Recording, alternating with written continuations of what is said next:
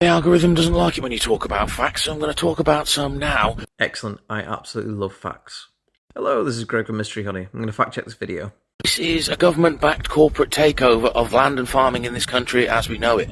So this is false framing, partially based on truth. There is no evidence that there is an intentional government-backed corporate takeover of farming. None. There are, however, a lot of farmers with a lot of opinions. And the consolidation of farmland into larger agribusinesses is a well-documented problem.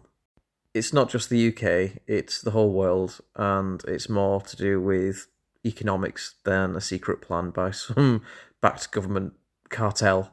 DEFRA and the UK government do encourage land use for rewilding or carbon sequestration, but they are on a voluntary basis, and it's usually done with a grant. So it's not forced on farmers, they are choosing to do this. The thing has been incentivised for the small farms to sell off, to either turn into houses or to be swallowed up by the conglomerates. Again, this is partially true. Small farms are under ridiculous economic pressures. Running costs, Brexit, that crippled them, although a lot of farmers did actually vote for Brexit. Thanks, Nigel Farage. There was a massive phasing out of EU-style subsidies, which that took a lot of money out of their pocket. And the new inheritance tax is going to absolutely cripple a load of farms as well. So all of these things do make selling your land up to be a lot more attractive than, going in the red. But there's no actual formal incentive program to sell to land developers or conglomerates. It's just a problem that land in urban areas is more expensive than rural areas. So these housing developers are more willing to throw money at these places and buy farms.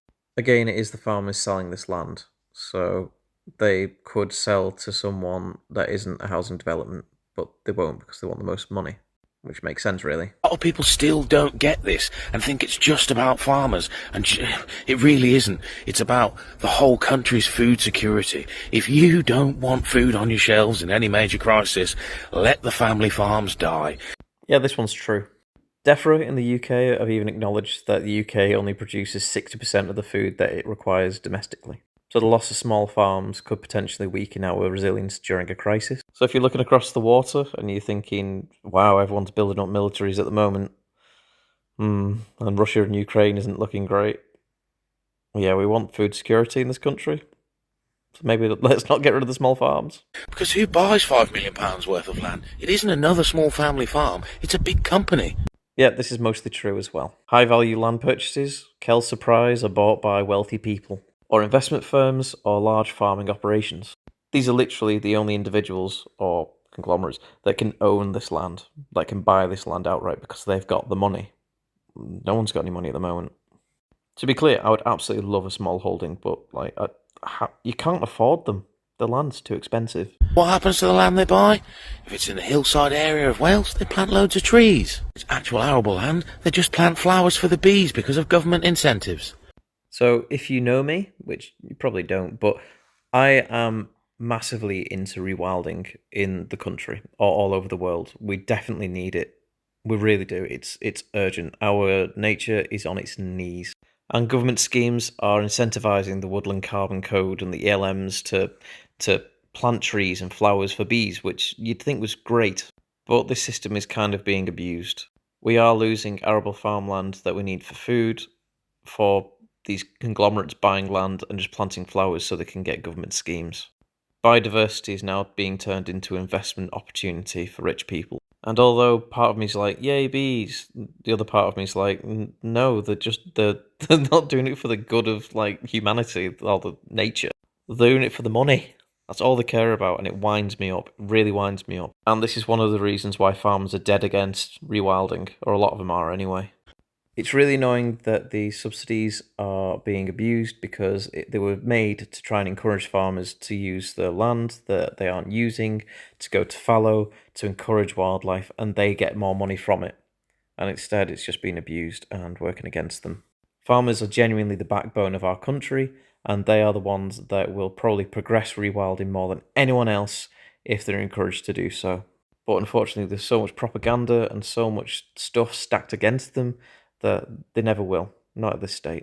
They're under far too many pressures, especially when it comes to financial. The price of the crops are just too low, and they're always being pushed further down as well.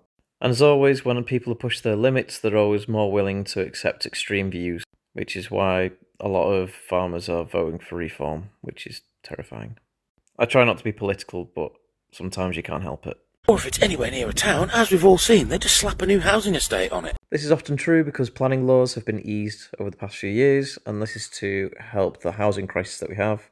But we don't have a housing crisis. There's loads of empty homes in the UK, and we could easily populate them. Seems like it's a hell of a lot of money when you're talking £4 to £5 million worth of assets.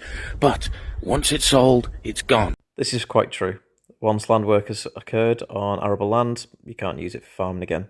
And it is going to be forced to be sold by these taxes coming in because all of these small farms don't make money.